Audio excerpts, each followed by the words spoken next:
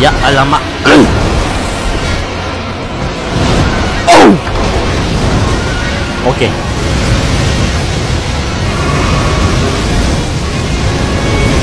Babi betul lah dia buat benda ni. Kenapa asyik je? Okey.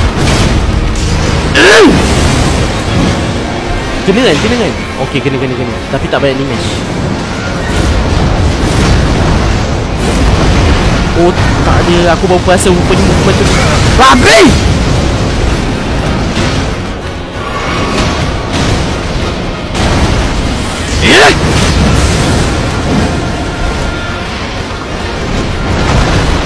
Ya Allah! Dia marah, bitch. Dia marah. Kain dia pusing sembung madu. Ayah! Allah! Tak keluhannya. Babi, aku terperangkap! Fokuslah kat member tu.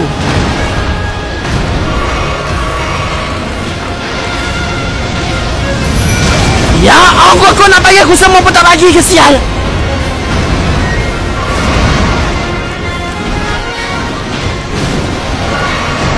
Okey. Keras benar. Okey.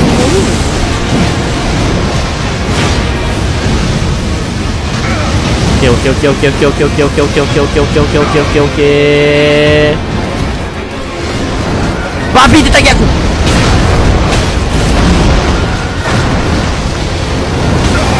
Bodoh lah dia spam benda ni.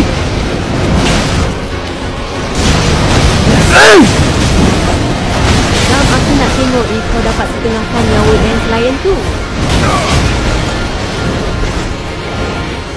Dia buat apa?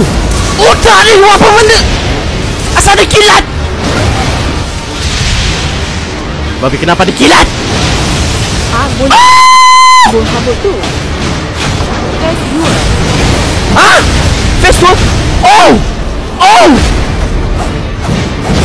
Oh, kau terbaik NPC? Apa dia buat lagi? Otak dia sakit. Dia buat apa babi? Oh! Tolong member. Apa dia buat? Apakah ini? Angin pula! Wey! Kau avatar ke apa sial? Dua nanti ada keluarga yang sambut tahun baru pula. Otak ni! Kau apa? Alamak!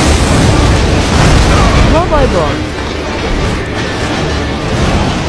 Otak dia. Aku nak mati. Tolong! Hidup member!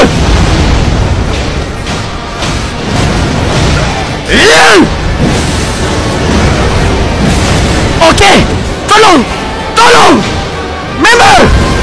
Otak dia ada lagi sial.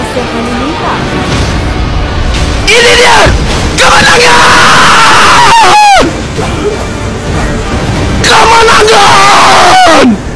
2 kali dalam satu stream aku menang sial. Misi. Tolong. Bitch, aku dah cakap aku tunjuk aku boleh pernah pakai ni. Number lion. Aku menang boleh pakai ni. Ni baru betul Akmal.